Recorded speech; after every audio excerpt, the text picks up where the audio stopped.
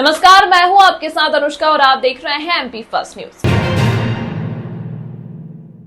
उज्जैन में आगामी 1 मई से नई व्यवस्था के तहत चलेंगे ई रिक्शा। लॉटरी सिस्टम से प्रमुख ई रिक्शा चालकों को दिए जाएंगे, जो कि हर 3 माह में बदले जाएंगे। शुक्रवार को कलेक्टर नीरज कुमार सिंह की अध्यक्षता में आयोजित जिला स्तरीय सड़क सुरक्षा समिति की बैठक में ई रिक्शा चालकों को लेकर निर्णय लिया गया।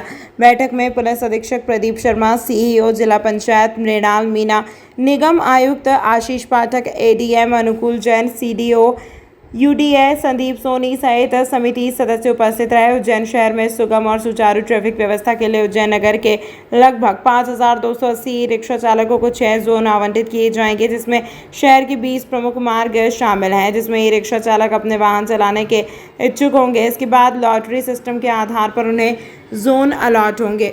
ई रिक्शा चालकों की सुविधा को ध्यान में रखते हुए 3 मार्गों के लिए उनकी प्राथमिकता आमंत्रित की जाएंगी, जिसमें ई रिक्शा चालक अपने वाहन चलाने के इच्छुक होंगे। इसके बाद लॉटरी सिस्टम के आधार पर उन्हें जोन अलॉट होंगे। निर्धारित जोन के अनुसार ई रिक्शा वाहन के संचालकों के लिए जोन वाइज अलग अलग कलर कोडिंग की जाएगी। ई रिक्शा संचालक की नई व्यवस्था 1 मई से लागू की जाएगी। कलेक्टर सिंह ने ई रिक्शा संचालन की नई व्यवस्था के संबंध में निर्देशित किया कि ई रिक्शा चालकों का एसोसिएशन बनाया जाए, ताकि ई रिक्शा चालकों के registration, ID card, rate list इत्यादि संबंधित मुद्दों पर आवश्यक कार्यवाही की जा सके। पुलिस अधीक्षक प्रदीप शर्मा ने निर्देश दिए हैं कि प्रत्येक ई रिक्शा वाहनों पर वाहन चालक का नाम, नंबर और फोटो की जानकारी स्पष्ट दिखाई दे, ताकि यात्रियों को अपने सामान खो जाने इत्यादि समस्या की सूचना देने में कोई परेशानी न हो। देखिए, ई रिक्शा को लेकर के इस प्रकार का प्लान तैयार किया गया है, जिसमें कि जोन्स बनाए गए हैं और रूट्स बनाए गए हैं, और इन जोन्स और रूट्स पर जो है इन ई रिक्शा को अप्लाई किया जाना है। तो अभी सभी जितने रजिस्टर्ड ई रिक्शा हैं उनको उन जोन्स में डिवाइड करने के लिए आरटीओ को निर्देशित किया है, और वो उसको डिवाइड करके उसके पश्चात वहाँ पे उनकी नंबरिंग करके वहाँ पे उनको अप्लाई करवाएंगे। सर, लगातार ई रिक्शा की जो संख्या है वो बढ़ रही है, तो क्या इन पर भी रोक लगाई जाएगी? अभी ई रिक्शा क्रय करने पे कोई रोक का अभी कोई प्रपोजल नहीं है।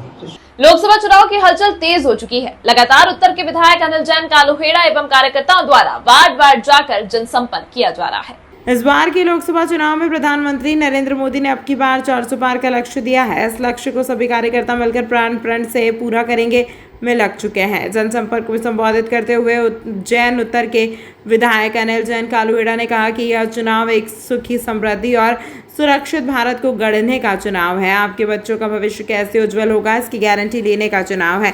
यह दुनिया में भारत का सही स्थान तय करने का चुनाव है, जबकि कांग्रेस झूठ बोलकर सत्ता पाना चाहती है। आपका एक वोट देश की दशा और दिशा तय करेगा। विधायक और कार्यकर्ताओं ने डोर टू डोर जनता से संपर्क किया और लोकसभा चुनाव के लिए उम्मीदवार अनिल फिरोजिया को भारी बहुमत से विजय बनाने की अपील की। विधायक ने लोगों को यहां भी बताया कि पहले और दूसरी पारी में मोदी जी ने 3 तलाक, 370 धारा की समाप्ति और अयोध्या में मंदिर निर्माण जैसे कई उत्कृष्ट कार्य किया। अब आने वाले दिनों में जो तीसरी पारी इस चुनाव के बाद भारत की अर्थव्यवस्था ट्रिलियन में होगी और कुछ काम को भारत का स्वर्ण भविष्य तय करेगा। भारत के यशस्वी प्रधानमंत्री नरेंद्र मोदी जी में जनता का विश्वास है। मध्य प्रदेश के यशस्वी मुख्यमंत्री जी आदरणीय डॉक्टर मोहन यादव जी के विकास में विश्वास है, और इस शहर में जितने विकास माननीय मुख्यमंत्री जी और प्रधानमंत्री जी की योजनाओं का लाभ मिला है, उसके कारण जनता का अपार समर्थन मिल रहा है। और भारत की जो राजनीति है वो राष्ट्रवाद को समर्थन दे रही है आम जनता। भारत जनसंपर्क में जिस प्रकार से अपार जन समर्थन भारतीय जनता पार्टी के पक्ष में मिल रहा है, मैं सोचता हूँ निश्चित तौर पर इसके पहले जनता ने इतने आह्लादित मन से भारतीय जनता पार्टी के साथ रहने का संकल्प नहीं दिया, क्योंकि भारत ने संकल्प से सिद्धि की ओर अग्रसर कदम बढ़ाया है। और आज नरेंद्र मोदी जी के नेतृत्व में न केवल भारतवर्ष वरन पूरे विश्व के मंच पे भारत के मान सम्मान के साथ ही गौरव का प्रतीक हमारा भारतवर्ष बना है। ऐसे यशस्वी नरेंद्र मोदी जी को पुनः प्रधानमंत्री बनाने के लिए हमारे लोकप्रिय प्रत्याशी भाई अनिल फिरोजिया को पुनः सांसद बनाने के लिए आतुर है पूरा संसदीय क्षेत्र और ये उज्जैन की धर्मधरा, क्योंकि धर्म रक्षति रक्षिता धर्म। कांग्रेस ने जिस प्रकार से राम मंदिर के निर्माण का निमंत्रण ठुकराया, उनकी प्राण प्रतिष्ठा में जाने का विरोध किया, उसका बदला एक जनता लेने वाली है। और आने वाली 13 मई को 13 मई कांग्रेस गई। भारत माता की जय। ग्राम लिम्बोदा में रहने वाले युवक के साथ मामूली कहासुनी की बात पर आरोपी ने घर में घुसकर की मारपीट। धारदार हथियार से युवक हुआ लहूलुहान। उपचार के लिए जिला अस्पताल में कराया गया भर्ती। हिंगोरिया थाना क्षेत्र के ग्राम लिम्बोदा में रहने वाले शोभाराम अपने घर के बाहर खड़े थे, तभी घर के सामने ट्रैक्टर से रेत खाली हो रही थी। इस दौरान एक बाइक सवार वहां से निकला। बाइक सवार को लगा कि रेत सड़क पर शोभाराम खाली करवा रहा है, तभी उसने कुछ अपशब्द कहे और वहां से चला गया। शोभाराम ने कहा कि भाई मुझे क्यों गलत कह रहे हो, तो आरोपी ने कुछ देर गाली गलौज करने के बाद कहा कि मैं बाद में बताता हूँ। और जब रात में शोभाराम अकेले में घर में सो रहा था, तभी युवक 4 साथियों के साथ घर में घुसा और धारदार हथियार से मारपीट शुरू कर दी। मामले में शोभाराम को गंभीर चोट आई है, जिसे उपचार के लिए जिला अस्पताल में भर्ती कराया गया है। वहीं हिंगोरिया थाना पुलिस आरोपियों की तलाश कर रही है। बताओ। अपना घर का सामने पर दूसरा की रेत खाली होती थी, तो वो रास्ता रुका हुआ था, तो वहीं से आई बाइक वाला, तो वहीं निकला। तो मैं अभी ट्रैक्टर रुके था को रुकी जा थोड़ी देर, तो कह के जात लिकड़ों में ज़्यादा उतारत नहीं वही निकली जाए। मैंने लिकड़ों में हमारे की तो अपने तो कोई अरिम वरिम कहीं में कौन था, रेत दूसरा नहीं थी, अपने तो कहीं में भी नहीं था, ट्रैक्टर अपना कहीं भी नहीं था। अपना वो दूसरा रेत ला के वो ट्रैक्टर आड़ो तो मतलब खाली बेतो तो अपने मैंने की तो बाइक फड़ा मना छेटी जाए मैंने गाड़ काढ़ी। वहीं थी वापस पलटी ना आयो, तो हम भी भाई अमन गाड़ क्यों काढ़े तो ट्रैक्टर वालन के रस्तों गुंडी में बैठो था। तो बाद में अमन के देख लूँगा रास्ते के थे माने के। फिर रात में उन्हें क्या करिया कि 4 गाड़ी वाला आया,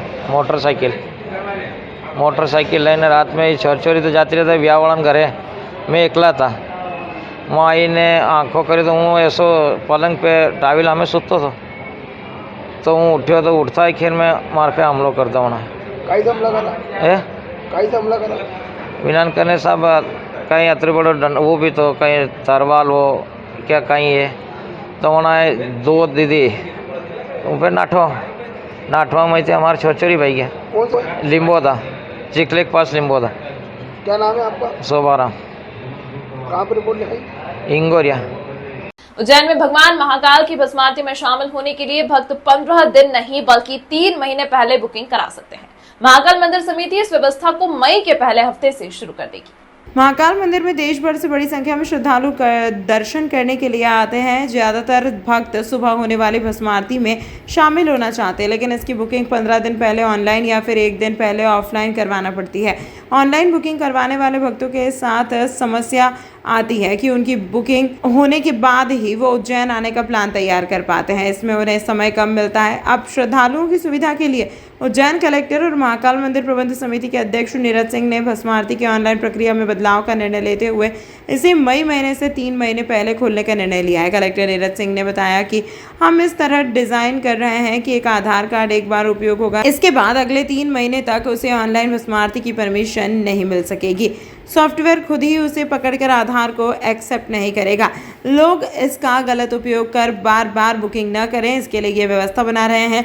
ऑनलाइन भस्म आरती करने वालों के लिए 3 महीने पहले लिंक खुल जाएगी। जो भी श्रद्धालु फॉर्म जमा करेगा उसे एक रेफरेंस नंबर अलॉट होगा। 1 दिन बाद श्रद्धालु के पास कंफर्मेशन लिंक जाएगी, जिसको फिल करके प्रति व्यक्ति 200 रुपये जमा कर अपनी बुकिंग करवा सकेगा। ऑनलाइन के माध्यम से 1 दिन में 400 भक्तों के लिए परमिशन दी जा सकेगी।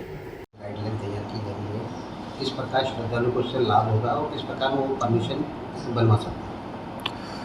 जो ऑनलाइन परमिशन होती है भस्म आरती में, उसको लेकर के कुछ समस्याएं आ रही थी लोगों को ऑनलाइन मिलने में, तो उसका संज्ञान लेते हुए अगले 3 महीने के लिए उसको ओपन करने का प्रस्ताव है। इसमें वेबसाइट पे डेमो वर्जन बनाया जा रहा है, जिसमें कि लोग आगे 3 महीने तक की जो बुकिंग्स करवा सकेंगे। सर इसमें लेकिन वही समस्या थी कि चूँकि 15 दिवस पश्चात ही अभी खुलता है और 1 दिवस का ही खुलता है, तो बहुत जल्दी जो है पूरा फुल हो जाता है। तो अभी डेमो वर्जन में हम लोग ये कर रहे हैं कि व्यक्ति अपना आधार नंबर, मोबाइल नंबर, पूरा लोगों का डिटेल्स डाल करके ये रिक्वेस्ट डाल सकेंगे कि उन्हें इस तारीख को अगले 3 महीने में भस्म आरती करनी है, और उसको फिर क्रॉस वेरीफाई किया जाएगा कि जो है इस व्यक्ति ने या इस आधार नंबर पर पहले तो भस्म आरती नहीं हुई है पिछले 3 माह में, तो उसके बेसिस पर फिर उनको स्लॉट बुकिंग दी जाएगी। सर कई ठगी के शिकार हैं क्योंकि इसमें कई लोग दलालों के थ्रू जा रहे हैं, कोई पंडित उसमें इन्वॉल्व है, आखिर कब तक ऐसा वो चलता रहेगा? आप ठोस कदम क्यों नहीं उठाया जा रहा? देखिए, भस्म आरती में जो ऑनलाइन व्यवस्था है, ऑनलाइन व्यवस्था को सुदृढ़ करने के लिए ही ये कार्य किया जा रहा है ताकि लोगों को और इजीली अवेलेबल हो सके। जब हम अभी 400 सीटें जो ऑनलाइन उपलब्ध होती हैं वो जो है 15 दिवस के पश्चात की ही 1 दिवस की होती है। अगर हम 3 महीने का करेंगे तो सीटों की संख्या एक समय पर जो है काफ़ी ज़्यादा रहेगी और लोगों को अपनी उज्जैन के आदिगादी मेडिकल कॉलेज एवं rotary club of organ donation द्वारा इंटरनेशनल अंग प्रत्यारोपण के महत्व विषय पर सेमिनार का आयोजन किया गया। उज्जैन के आदिगादी मेडिकल कॉलेज में जल्द ही अंग प्रत्यारोपण की सुविधा उपलब्ध कराई जाएगी। सेमिनार में रोटेरियन श्रीमान लाल गोयल, अध्यक्ष Rotary club of organ donation international Mumbai, और श्रीमान रामनाथ प्रदीप, सदस्य एवं कोषाध्यक्ष Rotary club of organ donation international Mumbai, और doctor VK Mahadik, medical director, ने अंग प्रत्यारोपण के महत्व के बारे में बताया। उज्जैन के आदिगादी मेडिकल कॉलेज प्रबंधन इसे जल्द ही शुरू करने जा रहा है। इसके लिए आदिगादी मेडिकल कॉलेज एवं rotary club of organ donation international के सहयोग से उज्जैन शहर पहली बार ऑर्गन डोनेशन इन इंडिया विषय पर सेमिनार का आयोजन किया। ऑर्गन प्लांट के क्षेत्र में नई प्रौद्योगिकी और तकनीकी उन्नति के साथ साथ सामाजिक जागरूकता के बारे में विस्तार से बताया गया। इस चर्चा का विषय अंगदान के महत्व, अंगदान की प्रक्रिया एवं अंगदान से संबंधित कानून के बारे में जानकारी देना है, जिससे लोग भविष्य में सही समय पर अंग प्रत्यारोपण का फायदा ले सकें। इसके साथ साथ आदिगादी मेडिकल कॉलेज ऑर्गन प्रत्यारोपण जैसे किडनी, लीवर, बोन मैरो प्रत्यारोपण की सुविधा का शीघ्र शुभारंभ करेगा। यह न केवल उज्जैन शहर अपितु पूरे मध्य भारत को उज्जैन चैरिटेबल ट्रस्ट, हॉस्पिटल एवं रिसर्च सेंटर की एक और बड़ी सौगात होगी। बहुत हर्ष का विषय है कि आदिगादी मेडिकल हॉस्पिटल ने हमें अलाउ किया, मेडिकल कॉलेज ने हमें अलाउ किया टू प्रेजेंट, हमने कि हम कुछ बता सकें, प्रकाश डाल सकें ऑर्गन डोनेशन, अंगदान के बारे में। जैसा आपको विदित ही होगा कि अंगदान बहुत ही महत्वपूर्ण चीज़ है। वो इसलिए है कि आज भारतवर्ष में हर मिनट में एक आदमी की मौत हो रही है अंग ना मिलने की वजह से, और ये ना मिलना हमारे हाथ में है, ये भगवान के हाथ में नहीं है, हम लोग देना नहीं चाहते। तो उसी बारे में, क्योंकि मेडिकल के स्टूडेंट्स और डॉक्टर्स हैं, इनको ऑर्गन ट्रांसप्लांट की सबको पूरी नॉलेज होती है, इन्हें सिखाया जाता है, लेकिन जो लीगल फॉर्मेलिटीज़ हैं या ऑर्गन डोनेशन के लिए अवेयरनेस कैसे क्रिएट करनी है, एक हमारा प्रयास था। और मुझे बड़ा प्रसन्नता है कि जिस तरह यहाँ के स्टूडेंट्स ने, फैकल्टीज़ ने और मैनेजमेंट ने हमारी बातों को सुना और हमारे साथ एक MOU भी बनाया है और डॉक्टर महाडिक जी के ने द्वारा कि वो बहुत शीघ्र यहाँ पर, क्योंकि आज उज्जैन में जो भी एक्सीडेंट से मौत होती है या जो ब्रेन डेथ होते हैं, उनके अंगों का सब वेस्ट हो जाता है। तो आज उनसे कितने लोगों की ज़िंदगी उज्जैन वालों की बच सकती है, ये एक बहुत बड़ी बात होगी।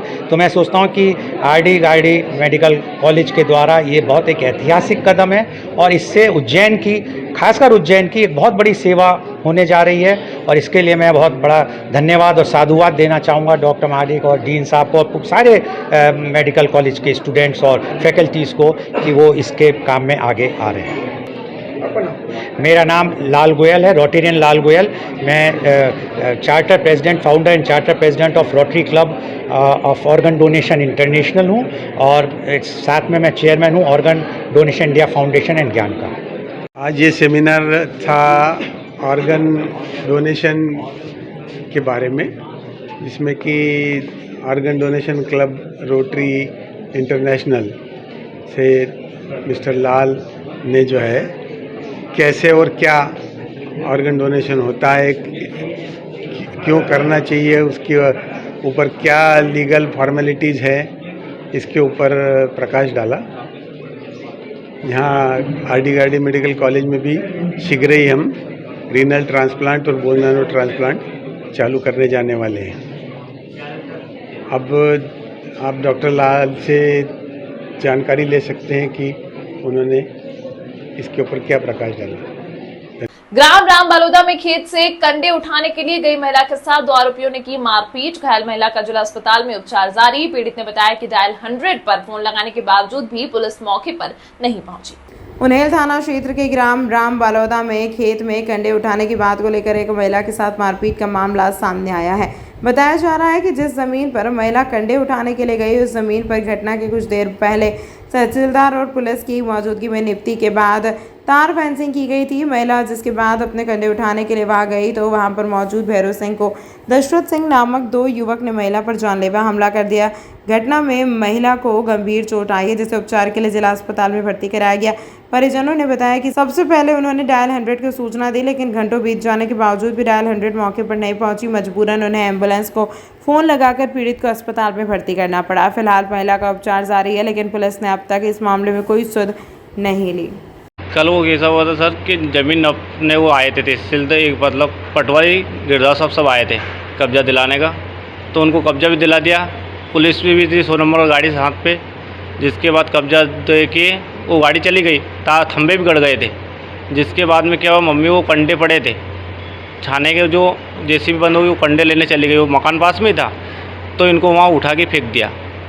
तो उसी समय फिर हम वहाँ गए तो फ़ोन भी लगाया 100 नंबर पे, 100 नंबर भी नहीं आई। फिर एम्बुलेंस को फ़ोन लगाया तो एम्बुलेंस लेके यहाँ आ गई हमारे को उज्जैन। मम्मी के साथ भूम सिंह और वो दशरथ सिंह। कहाँ पर हुआ, कौन से गाँव में? रामा वालोदाम सर। उस ज़मीन के लिए सर कंडे लेने चले गए, तो क्या मालूम वो पुलिस जाने के बाद क्या हुआ, आंट था उनको क्या मालूम। क्या नाम है तुम्हारी मम्मी का? सजन भाई। आपका क्या नाम है? प्रेम सिंह। कहाँ पर रिपोर्ट लगी? उन्नील थाने में लगाया था फ़ोन, पुलिस नहीं आई 100 नंबर। तमाम महत्वपूर्ण खबरों के लिए देखते रहिए MP फर्स्ट न्यूज़।